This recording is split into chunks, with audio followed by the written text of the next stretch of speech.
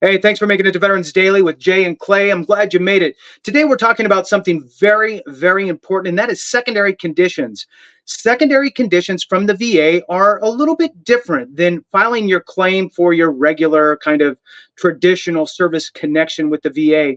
We're going to bust through several different aspects of secondary conditions, what they are, how they can help you get to where you want to be with your overall rating, common secondary conditions, or actually common missed secondary conditions. So make sure you watch this because there are so many opportunities where we as veterans go, well, that's not really service connected and it's not this or that. And it could have been a service connected secondary condition for you that could have bounced you into a permanent and total situation, which would have been outstanding. And lastly, we'll touch on the evidence that is needed for secondary conditions. Before we jump into it, I want to pass it over to Clay to just kind of give an overview of how important secondary conditions are, and specifically what they are. Not generally, each specific one, but overview of what secondary conditions are. Clay? Oh, yeah. So, secondary conditions is a service connected disability that causes another condition. It's very, very common for a veteran to leave the service, be rated, whether that's a BDD claim or just 5, 10 years down the road, they get rated. Well, 5, 10 more years down the road or 20 years down the road, that knee pain you have now cause shin splints, maybe it causes back pain, and it's very, very common to have conditions cause other conditions. What's not common is veterans claim those secondary claims. And so that's kind of Yeah. what we're here to kind of dispel. Nice, nice. Yeah, and you brought up BDD claim, and I'm willing to bet that there's probably a good handful of people out there that don't know what the hell that even means. So tell me, what is BDD? Yeah, so it's benefits delivery at discharge. And the best way I like to describe it, it's an agreement between the DoD and the VA that says, hey, when this active duty service member leaves service, let's make sure they have VA benefits as fast as possible. That's the plan. It doesn't always work out that way, but that is the plan. Sometimes a new veteran will have benefits the day they get out. Sometimes it's 2, 3 months, but that's a heck of a lot better than a year and a half, 2 years down the road. And so a BDD claim, veterans have the option if you're 180 to 90 days out before your ETS or EAS day, before you leave the military, to submit that BDD claim.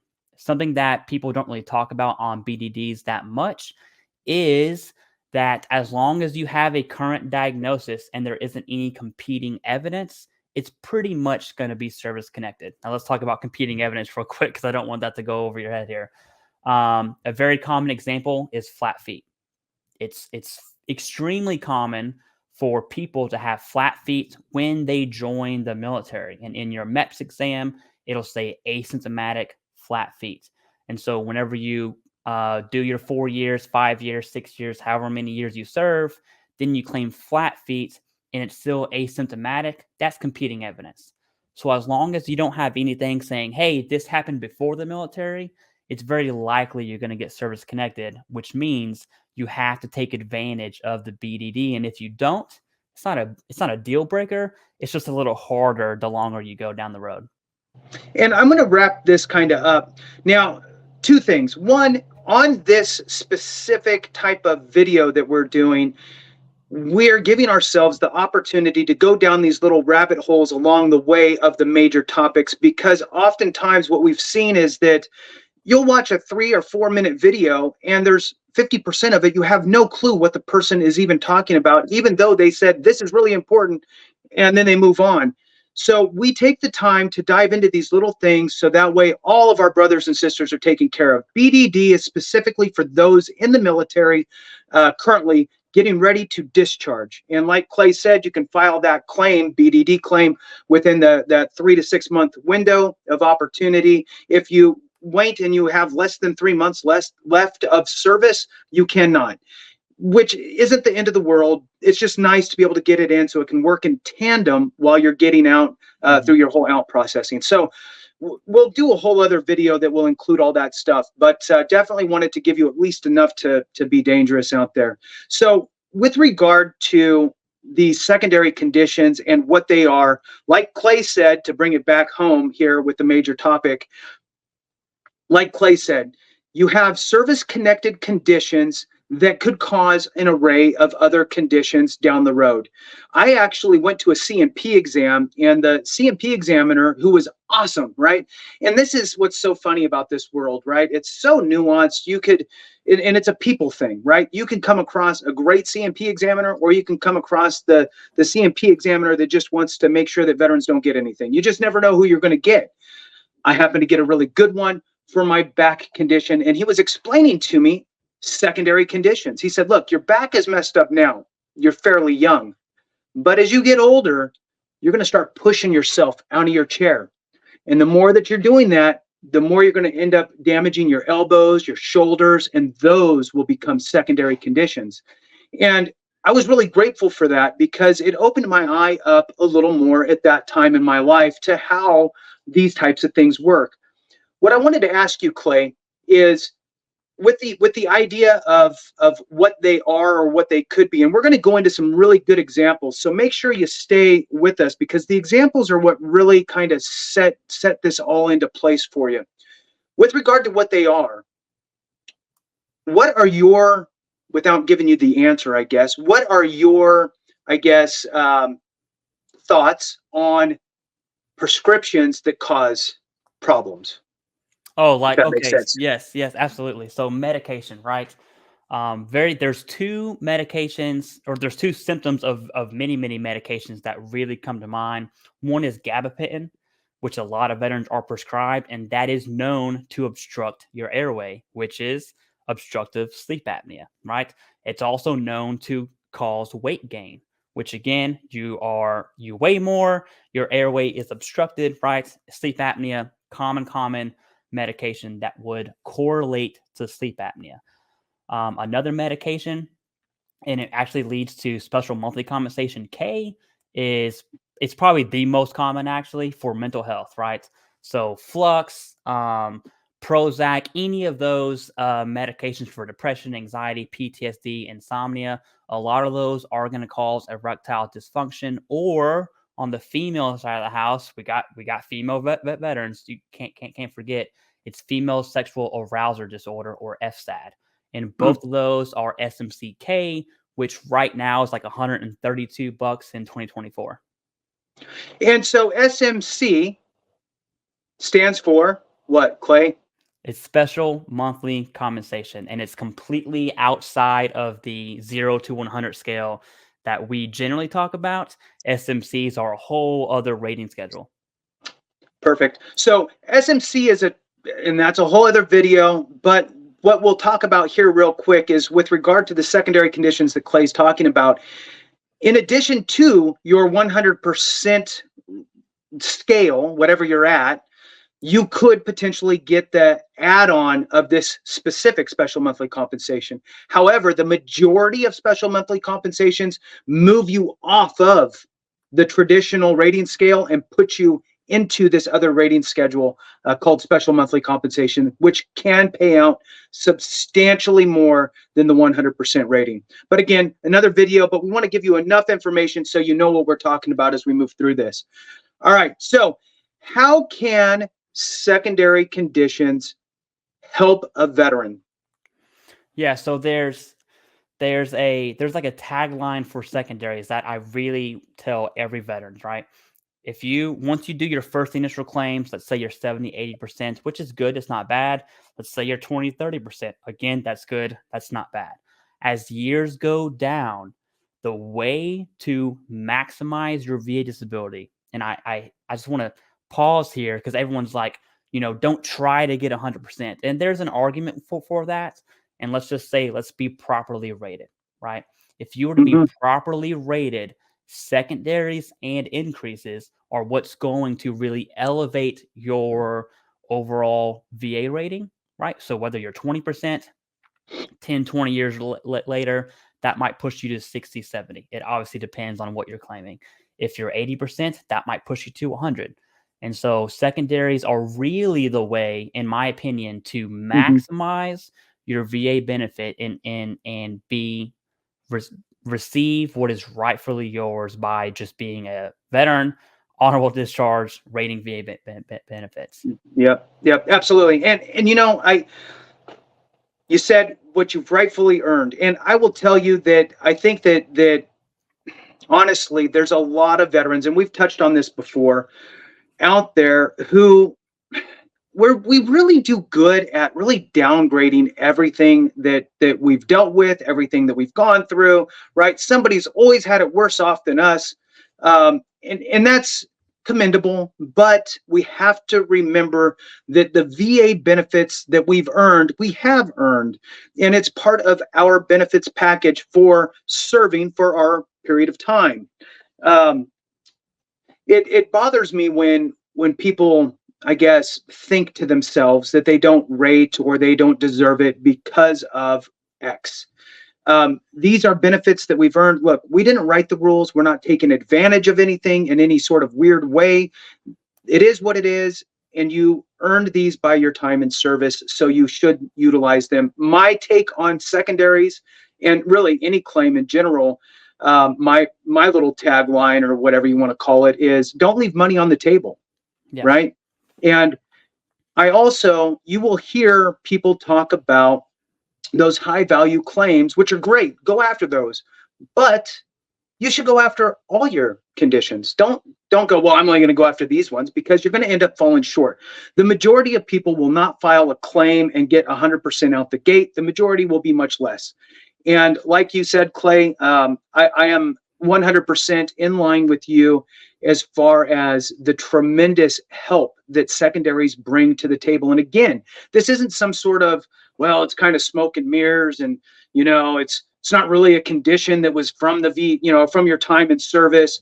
Okay, look, that's the whole point, that it's called a secondary condition. And again, the VA allows for it. If they didn't allow for it, believe me, you would never get it approved, because they would not allow that. They allow it for a reason, because guess what? Every single one of you did the funny math when you served and went, wow, I'm getting paid $12.10 an hour, or $3.73 an hour, or whatever it is, because the government owns me and I'm 24 hours a day, 7 days a week. And you get it. We're all severely underpaid during our time in service. This is the way that they compensate us on the back end. Not to mention all of the different things that we've had injected or ingested into our bodies that cause a whole tremendous amount of who knows what. So the government knows definitely more than we do with what they shot into us. And not to get all crazy, but there's a whole list of presumptive conditions for that first year after discharge, and some that last years after discharge that are still presumptive, not meaning that you had to serve anywhere specifically, that you could have just served in the US, you got all your shots and took your stuff, and then if you come down with a specific condition that's on their presumptive list just by simply serving, you're taken care of. So all that to say is that these are benefits that you earn by putting yourself out there and signing that blank check. I know I was on my soapbox, Clay, but I had to get it out. The one thing that I did want to throw out there, though, is a great example here for folks. And this is an example of veteran A and veteran B, which I always like to do it this way because most of us are veteran A. Okay. Veteran A, right, has some back issues. Maybe they were a mortarman, we'll just say, right? So their back is, I don't know, not as good as it used to be. So they have some back issues. They're not a doctor. So they go to the doctor and they get diagnosed with whatever sort of back issue they have, some sort of lower back issue. And they get diagnosed, they file their claim with all the necessary things, and guess what? It gets service connected, and that's awesome. And their back condition is horrible to them. They're complaining about it all the time. They can't drive very far. They can't sit very long. They can't stand very long. They can't sleep very long. Everything sucks, and it's a horrible condition. And they're thinking to themselves, veteran A, I'm going to get a good rating for this back condition because I brace my knees against the sink to brush my teeth because bending over, I'm going to fall. Okay. So veteran A gets their decision back, and guess what it is? 10%, maybe 20, right? Because they can at least walk into the store and walk back, and they can drive 10 minutes to get there. It's not like they're completely, wheelchair bound. So they get this 10 or 20%. Okay, that's veteran A. And so far, Clay, do you agree that that's probably an appropriate rating so The far? most common rating for a lower back condition is 10 or 20%. So Perfect. by far, most common. Okay, good. So even though this guy's complaining about everything, and even in his C&P exam, he goes, it really affects my life. My quality of life sucks, right? Doesn't matter. It's not written anywhere in the schedule of ratings that quality of life is going to give you a different rating for your back. So veteran B, same issue, same everything, exactly the same situation. However, he files his lower back, and he also files for the secondary conditions that are attributed to it. And he goes and he gets diagnosed for these other conditions, right? So he has some arthritis built up in there. He can't sleep good. So guess what? He's got insomnia. And then he's got some numbness and tingling from a pinched nerve, radiculopathy, going down each one of his legs, kind of into his hips and down his legs a little bit. So he gets his rating back, and it's a 10% for his lower back, same, a 40% for arthritis, a 30% for insomnia, and a 10% for each leg, so 10 and 10 for his radiculopathy, which also includes a small little bump for the bilateral effect. Now, here we go. He's at 70%. Veteran A, right, has 10%. Veteran B has 70% because he utilized the secondary conditions. We often think, Clay, and correct me if I'm wrong, we often think that the VA is magically going to go, oh, well, these are all your signs and symptoms. I have stiffness and pain everywhere, in my whole spine, right? That's probably your arthritis, but you're just saying you have lower back issues, right? I can't sleep because my back hurts so bad. That's insomnia, but you're talking about your back, right? And then, I feel like the numbness and tingling shooting down my legs, right? Okay, well, it's because of the pinched nerve in your back. So you're filing for your back, and you didn't file for any of these other things, but you're mentioning them. You're saying, oh, these are all my signs and symptoms. It sucks. But you only filed for your back. So the VA is only going to rate you for your back 99% of the time. There is a small little rule out there that if going through the C&P process and all that stuff, that if they find another condition that you should be service connected for, they're supposed to kind of help you with that. Doesn't always happen. So you never want to rely on any of that. Anything you could do yourself and make sure you button it up, that's the better. So what are your thoughts on what I just described? I want to know your feelings on that as far as the veteran population is concerned. Is that something you have seen? The 100%. 100%. There's the most common secondary claims that veterans do claim come years after, right? Now, whether that's because that condition developed over time, which our bodies don't heal. They only get worse as you get older, right? I'm 31, right? So I'm relatively young. I know my body's going to get worse. And so that could be a reason, but the number one reason is absolutely they just didn't know, right? And so a good example of this, of what you were describing, Jason, is on the lower back DBQ. When you do your range of motion test and incapacitating episodes, it'll talk about arthritis. Below all that is radiculopathy. It's like section 7 or 8 on the DBQ. It's right there. You will be tested for that, assuming it's a complete C&P exam. So although you only claimed lumbar strain or lower back pain or IVDS, whatever it is that you claimed, you're probably going to get tested for radiculopathy. What that's going to look like, they'll take their fingers or like the triangle rubber hammer, they'll hit your knee and they'll see if your knee does that, right? If nothing happens, that's probably a sign of nerve damage. What is really not in the veteran's favor is the VA does not have to give you that radiculopathy at all, right? They don't have to. Now, sometimes they do, sometimes they don't. That really bothers me. Right. Okay. Yeah. It really does. It's not, veteran A, veteran B. It's I don't want to say it's a coin flip. And so it's kind of like going to your what is it? The Veterans Readiness and Employment, the VRNE, and you're meeting with the counselor. Exactly. I Yeah, don't know. I mean, I meet all the criteria, but I still don't know if I'm going to get it. Yeah. exactly. And so what I always recommend veterans to do, especially for lower back, if you have tingling in your legs, claim radiculopathy, claim nerve. There's more nerve damage than just radiculopathy. Doesn't matter. Claim radiculopathy, claim nerve damage, claim neuropathy, whatever it is that you have going on. If your legs tingle, claim it, and it's going to act more as a forcing function. Okay, so that's kind of two scenarios. That the third one I want to talk about too, where you don't claim it, the VA might give it to you, they might not. You do claim it, it forces the C&P examiner to give their opinion on that secondary connection. We'll cross that road later on. The third option is whenever you submit that lower back claim, it doesn't come back, but sometimes it's not common. Sometimes the VA in your decision letter will say, hey, we found reason to believe that this condition, you meet the evidence requirements for this condition. We recommend that you submit that claim. I've seen that in many, many decision letters, which blows my mind because I'm like, it's there. Why wouldn't you just rate it? Right. Right. So if you see that, that is the VA saying, hey, submit this Right. claim. Should you have submitted that at the beginning? Yes, right. We don't know what we don't know. So if that is you, if you see any of that in your decision letter, stop right now, go submit that claim. It's pretty much an easy win from the VA's perspective. So, and look, it's important we go down these little side shoots. It really is for just clarity, because the VA is so nuanced, and so is our veteran population, right?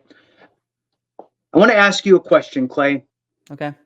Of all the veterans that you know and that you've talked with on personal levels, and I know it's a lot. Same with me, and I'm pretty sure our answers are going to be the same, but I want to get your thought on it.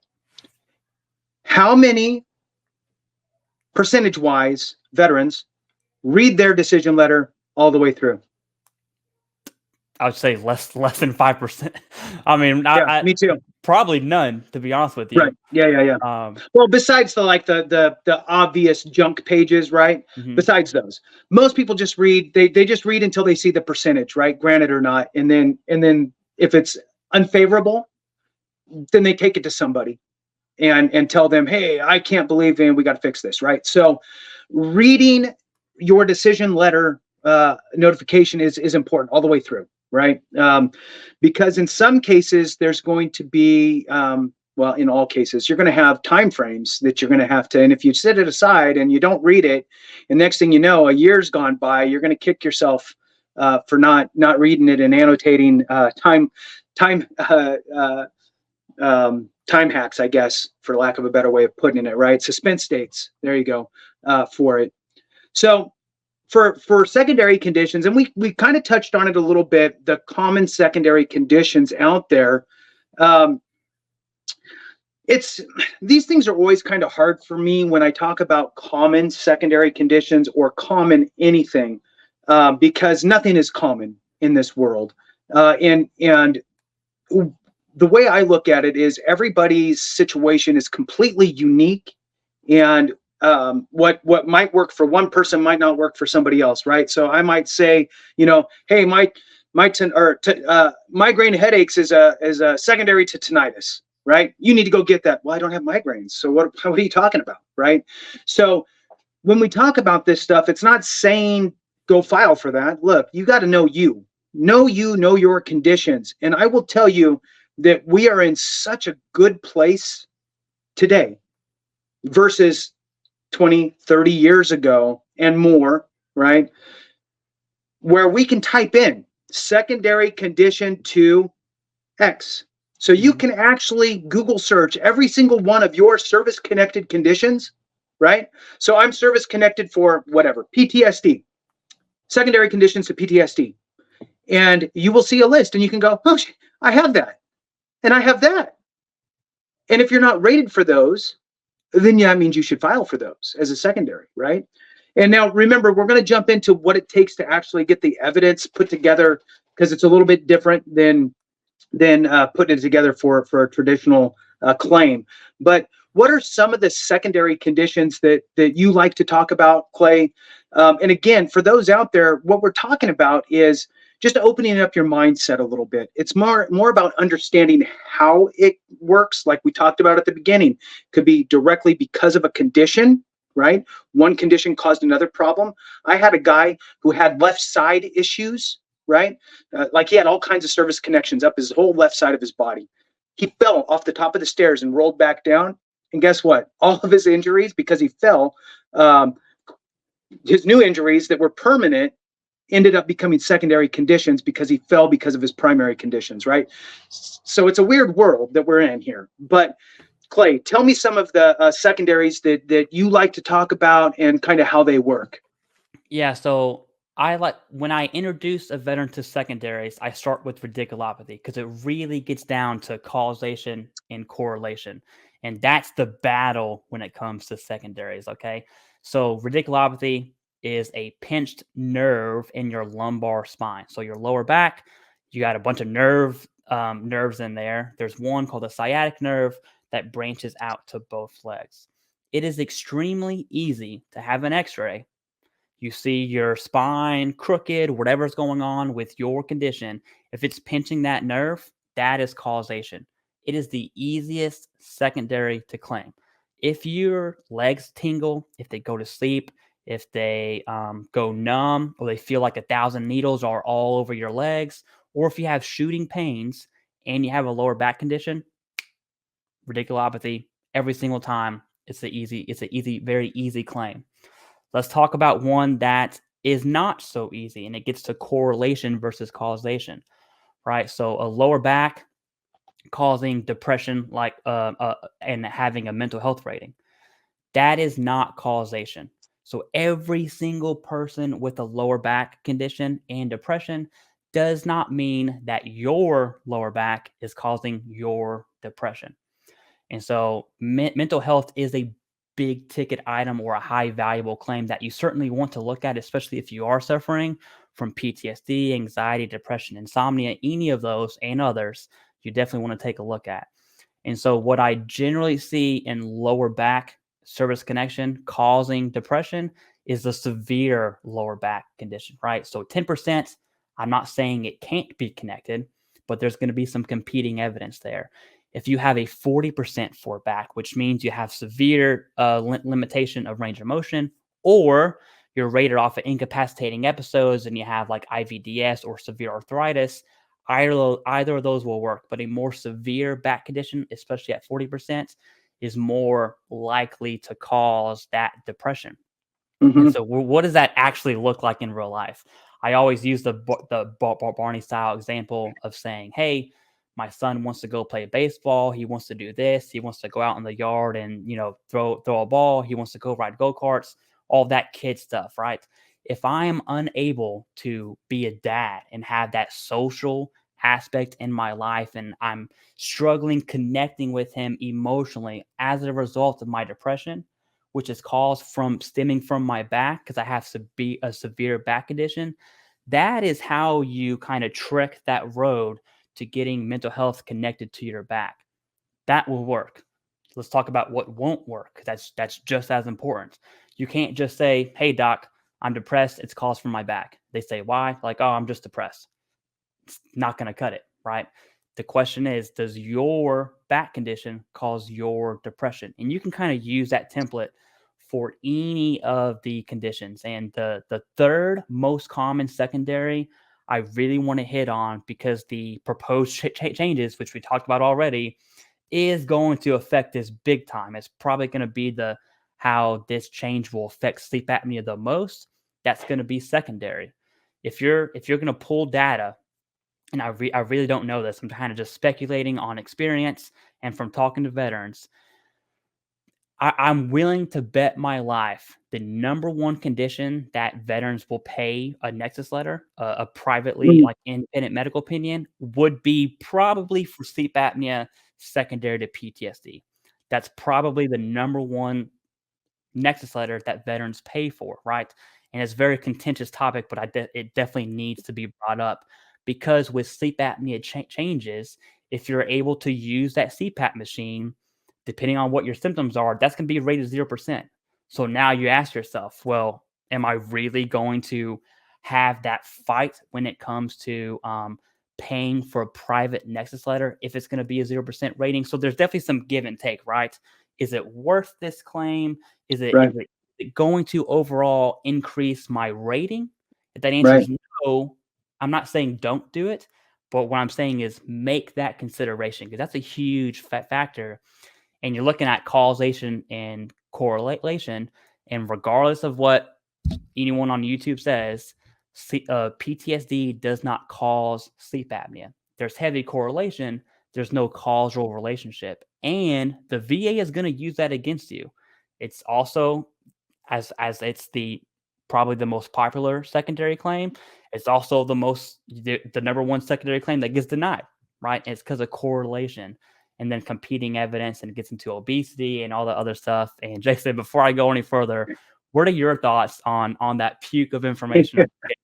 Yes. Yes. Finally, I'm so glad somebody that talked more than me. All right. So, I think that you're right on the fact that, like using sleep apnea as the example, that you need to prove it. And that's really going to go into the next kind of portion of this on how, and maybe we'll use that as an example in how you can document the evidence needed, right?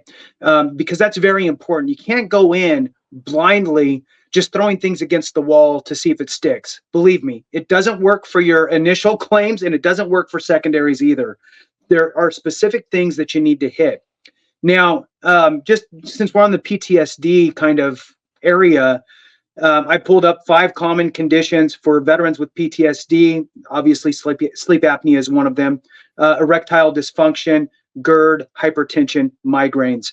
So those are all common secondary conditions. Does it mean that every one of those gets approved? Back to Clay's point, no, it doesn't, because oftentimes we don't even know what the hell we're supposed to submit. It's, hey, I have this diagnosis, right? I have this diagnosis of this condition, and that should be enough. I feel like is kind of the mindset of the veteran, right? I have PTSD and I have migraines now. I'm going to submit my claim showing that I have diagnosed migraines, and I want to claim that as a secondary for this condition. And you send it off, and then you get denied, and you wonder why. It's because you're missing key components, right? So I think that when we talk about common secondary conditions, just to kind of wrap this kind of portion up of this video, the common secondary conditions that I'm worried about are those that hinge off of tinnitus, right? Because again, we have that proposed change as well. You nailed it on the sleep apnea proposed change, and then we have tinnitus proposed change. And what's scary about this specific proposed change is that it calls for the elimination of that being a rateable condition at any level. For those that know, it can be rated at 10%.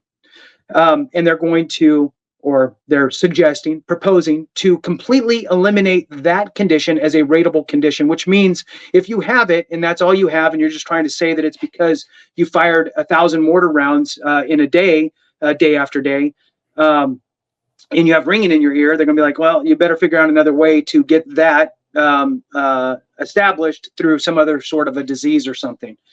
So the point is that there are conditions that you can hang as secondaries on your tinnitus, such as migraine headaches, secondary to tinnitus, insomnia or depression or anxiety, or a combination of all those things as secondary to tinnitus.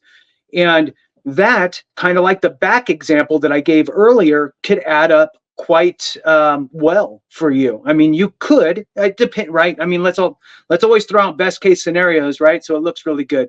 Best case scenario would be that you get a 50% for migraines, but you might end up at 30. That's fine too, right? But your 10% now turned into a 10 plus a 30, or maybe a 50.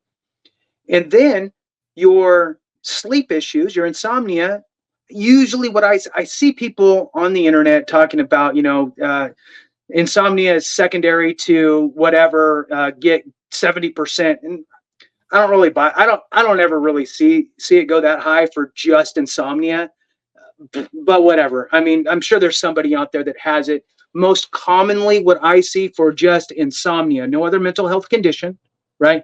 I just don't sleep good, and that's causing my chronic adjustment disorder on the rating schedule, is usually 30 to 50. Mm-hmm. Is usually what I see for I have insomnia. Now, if you have PTSD and other diagnosed like legit depression, anxiety, those types of things, and insomnia because you're not sleeping good, well, yeah, then I see 70s and potentially 100s, right? So, but the bottom line is that this insomnia at 10% could leverage you these secondary conditions if you have them, right? My big thing is if you have something that's service connectable or a secondary condition, you should file for that, right? Especially if you're at the beginning stages of your filing, right? If you're already at 100%, then it really kind of depends on there's some situational stuff, which is a whole other video. So common secondary conditions, again, I think that for the sake of this video, I would just throw out there that anything that you specifically have as a result of medication, another condition, those types of things, you really need to take the time to look at as a secondary condition. And like I said, if you are not already 100% permanent and total, my suggestion is take every single condition that you are currently service connected for and type it in Google and say, this secondary conditions to that condition, and see what shows up, because you might actually have that. It's amazing to me how eye-opening a few searches might be. I have went through the schedule of ratings for the VA, right? All the proposed conditions, and I believe Clay, you have done a deep dive on all the different ailments that you can possibly get rated for. It's a tremendous amount. There are a lot of conditions, and as you start reading through them and reading the definitions of what the signs and symptoms and durations, it's eye-opening. It really opens your eye up to a lot of things. So take the time to do that, because at the end of the day, nobody's going to want it more than you. You need to, we're here to push you, help, guide you in the right way, open your eye to different things. And I think that secondary conditions, to loop it back to the beginning, are the way for many of us to get to that higher rating, ideally the 100%. And let me throw out there, Clay, before we jump to this next section, that 100%, and we've already touched on the special monthly compensation, but there's this misperception out there for folks that 100% rating is the maximum. It's the worst that you could be. And there's even articles out there about this is the worst that you could be, the 100%. And, and this is what it entails. And I'm here to tell you that the person that was rolling in the convoy and got hit by the IED is not on the 0 to 100. Most likely they're over on special monthly compensation. Okay. If they're missing a limb and having issues and all that stuff, believe me, they are not the 0 through 100%. If you look at some key ratings out there for conditions like GERD, gastroesophageal reflux disease, which could be rated at 60%. Migraines can be rated at 50%. Arthritis can commonly be rated around 40%. I mean, already you're getting up to a very high number. So you can get to that 100%. Don't feel guilty for going after it because you can walk. That's not what this rating schedule is for. That rating schedule is SMC, special monthly compensation. So with that, Clay, let's jump back to you on evidence for secondary conditions. And I think that the overview is awesome. And then I think we need to kind of give a couple examples of how we can really establish that evidence for secondary conditions, because we definitely want to get it right the first time, right? Mm-hmm. Nobody wants to get stuck in the let me put in a higher level review or supplemental claim, or let me kick it to the board and make this thing drag out. If we do it right the first time and make it easy for the VA to say, yes, what can we do to make the VA go, oh, this is easy? Yes.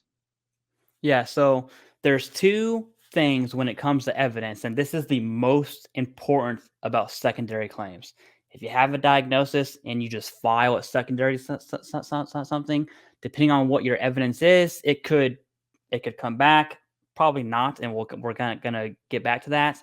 But you want to submit that with evidence. And I always say a VA claim is not healthcare. It is a legal claim. It is a legal right to take money from taxpayers and put it in your bank account, right? So it's a legal document. It's a legal exam. It's a legal claim, not healthcare. What does that mean? It means you have to have evidence to prove your case, saying, hey, this is service connected, and here's why. You also have to understand the VA's reasoning as to why they would deny your claim. And having that perspective before you even file anything will set you up for success. And so what do I mean by evidence and competing evidence? And I'll use sleep apnea because there's one reason why sleep apnea is denied more than any other reason is because of obesity, right? We say obesity, but medically, let's just say weight gain. And so if you have PTSD and you have all the correlating factors, right? You have PTSD, you have you inhaled heavy particulates because you were in burn pits, you were in Afghan, Iraq, Syria, Somalia, wherever you were, you have that correlating evidence. You have lower back pain, so there's stress on your body, right? Whenever you sleep, so it's kind of obstructing your airway. All of that is correlating evidence. But you are overweight, right? Your BMI is above average or it's high above average. And so when I say BMI, I am not obese, right? I am 185, probably like 6 foot. My friend who's 6 foot and muscular, he's like 205, way more in shape than I am. His BMI is way, way higher than mine, right? What that means is the VA is going to say, hey, you and your diet and your workout habits, whether you have muscle or whether you're fat, let's just be real, that is competing evidence. You have to understand what the VA is going to use against you, and you have to understand what you are going to use to service connect that claim. So having that mind frame from phase zero before you even start, extremely important. So what do you, in that scenario, what would I do? Well, I would say, hey, I've got PTSD. I have sinusitis. I have rhinitis from PACDAC stuff. I got lower back claim. Let me go talk to my primary care about gaining weight. Boom, right there. I go talk to my primary physician. I say, hey, doc, I am overweight. I try to diet, but my lower back condition, I'm not as active as I once was, especially when I was in the Army or the Marine Corps, whatever that looks like. My activity has decreased. I try to eat right, but I can't, or I don't always do it. My activity level is very, very low. This has caused me to gain weight.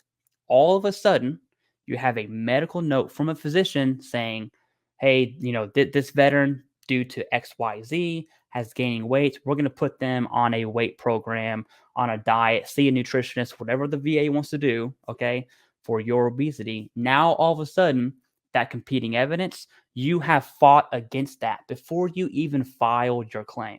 And so it really comes down to submitting an evidence-based claim, and it is crucial for a secondary. Now, let's say you don't do that. You submit the claim, you're denied because the Veteran Benefits Administration says, hey, because of your obesity, it's not recognized as a service-connected disability or a secondary of a disability. Your sleep apnea is denied. Now, when you go to your primary care physician, all of a sudden that has a lot lower weight because what you're saying is, hey, VA, I'm obese. You told me I was obese. It's not service connected. I'm going to try to do it. And it's just an uphill battle once you're denied for that. So it goes back to that perspective, that mind frame. Have the evidence for your claim and then understand the evidence the VA is going to use against you. Now, that's just sleep apnea. That's one of many.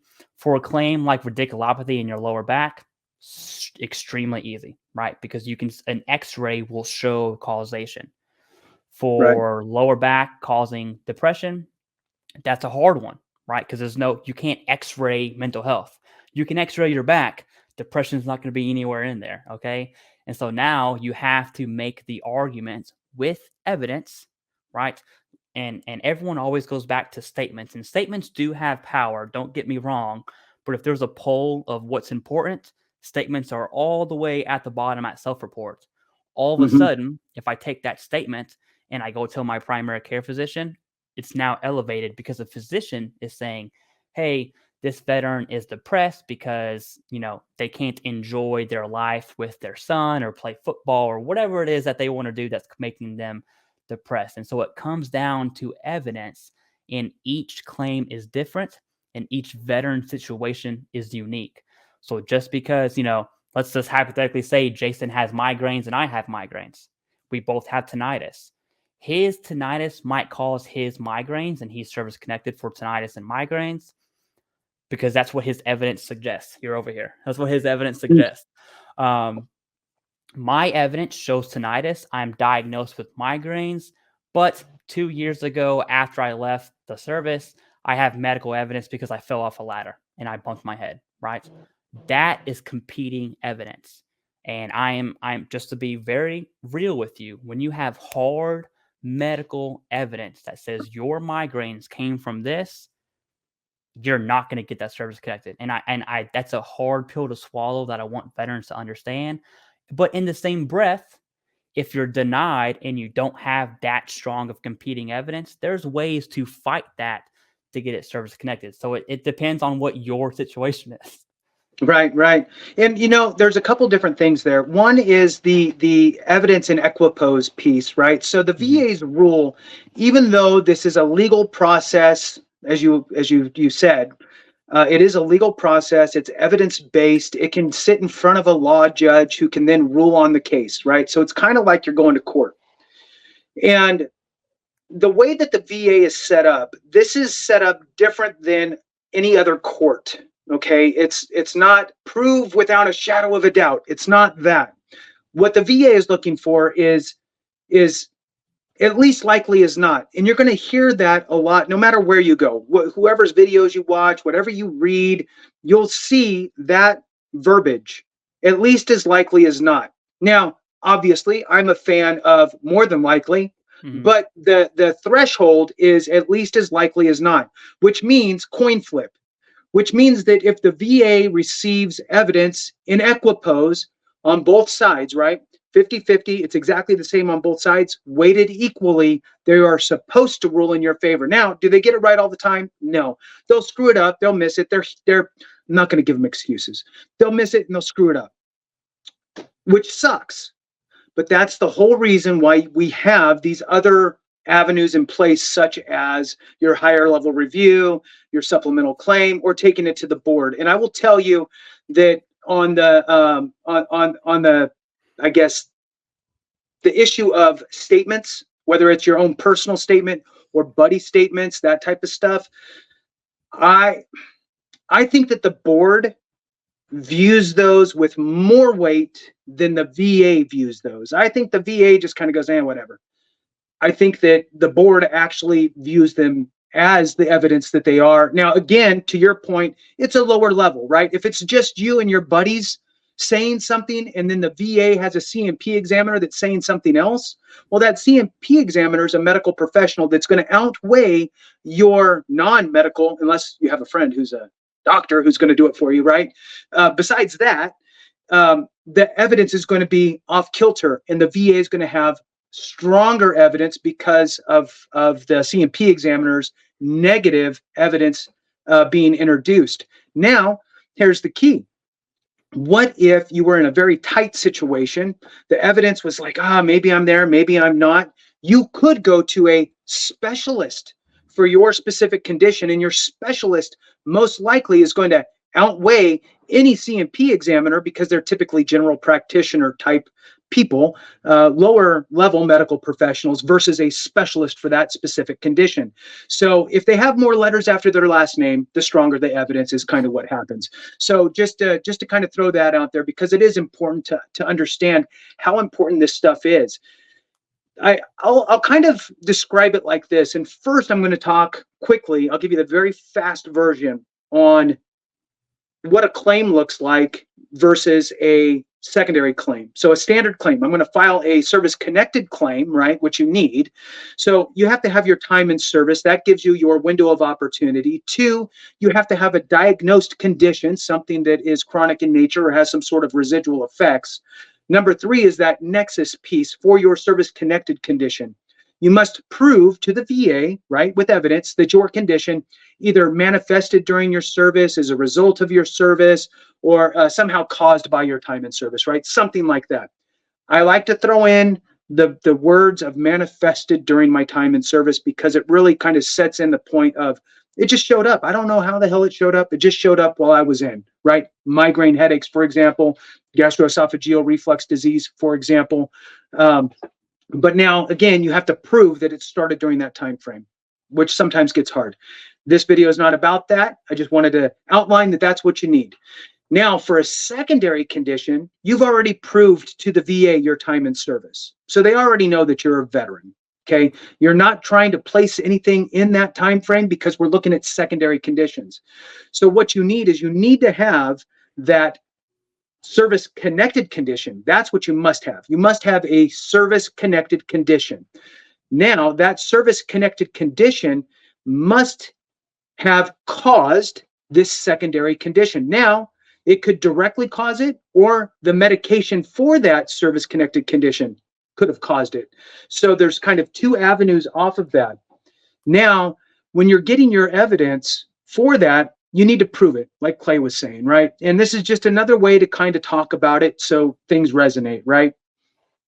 You could have a secondary condition for, let's say that it's insomnia due to your back, right? Let's say you have no other mental health conditions at all, and you can't sleep because of your back now, right? You fall asleep, you stay asleep for a couple hours, you wake up, you're in pain, you can't lay down anymore, you have to get up, move around, that type of stuff, and now you try to go back to sleep and you can't. So you have this horrible sleep situation because of your back condition. So you go to your doctor, you talk to your doctor about your insomnia due to your back. They annotate that, they prescribe you, right? Because you need to have a new diagnosed condition for your secondary, right? You can't just say you have insomnia and file a claim and say, I have insomnia. Even though you know you have it because of your back, you need to get it documented and actually get diagnosed. So now you have your diagnosed secondary condition. Great. Now you need to link those 2 together. You could have the doctor kind of similar to writing a Nexus letter, but instead of the nexus being to your time in service, the nexus is to your service-connected condition. So veteran so-and-so, patient since whenever, has been diagnosed with this chronic back condition and is currently service-connected with the VA. If they want to put that in there, it doesn't really matter, but this back condition. And as a result, has suffered insomnia, has been prescribed X for this sleeping condition due to the back condition, right? Everything's pointing back to the service-connected back condition. And again, now this is a letter from a medical provider stating that, yes, it is because of this condition that this condition exists, right? So it's just another way to provide the evidence needed, because I think that the point that we're trying to make here, Clay, and correct me if I'm wrong, is most people don't have an issue understanding that, look, I have a condition that's service connected. I have another condition that is diagnosed. It's a result of this condition, I know, but they submit it without any evidence linking the 2. There's no nexus for that, right? So that's where the issue, I think, really lies for folks is understanding that they need to connect the 2. And I'm going to throw this out there. Now, you can Google search that online, and you may find studies from different colleges and universities and all that stuff. That is evidence, right? Read it, because anything you submit is either evidence for you or against you. So make sure you read it, because you might read something in there that goes, not really the report I want, right? And so you pass that one up and you find something that's going to actually help you with your claim. That type of stuff works, right? So make sure that you take the time, finding things that correlate, all that type of stuff. There's studies. Getting that letter from your doctor is helpful. Getting a DBQ. Now, I love DBQs. I do. But what frustrates me the most with DBQs is when nobody knows what to put in them. They have a blank form. It's a blank form, okay? DBQ is not a magical fix for anything. It's the information that you put inside the DBQ that matters.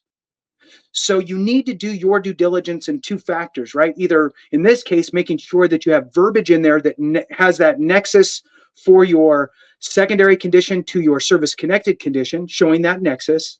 And while you're at it, make sure you read that schedule of ratings and make sure that you pull that verbiage for the specific rating that you should rate for, and make sure that that gets incorporated in there. What are your thoughts on that, Clay? Absolutely. So how I like to explain DBQs is DBQs lays the groundwork for the nexus, right? And I want something, and it wraps up this entire video. Without evidence, there is no nexus. I don't care what doctor you see. I don't care what company you go through. I don't care what VSO or attorney you use. If you don't have evidence, there is no nexus. No medical professional is going to put their career on the line and say, yep, it's connected, right? It has to have rationale. And the opposite view of that, because we have that mind frame, the VA C&P examiner they can't just say no. Nope, not connected. They have to have rationale. And it comes down to one thing and one thing only, and that's evidence. And you either got it or you don't, right? Now, since we are informed and educated veterans, we want to have, hey, we got the evidence. That evidence could be something as simple as, hey, doc, my tinnitus has been really bad lately. It's been giving me migraines. It's progressively gotten worse. Is there some medication I can take? Whatever that looks like. All of a sudden, in your VA medical records or private, whichever you want to use, now there's a note that says veteran complained about tinnitus causing migraines.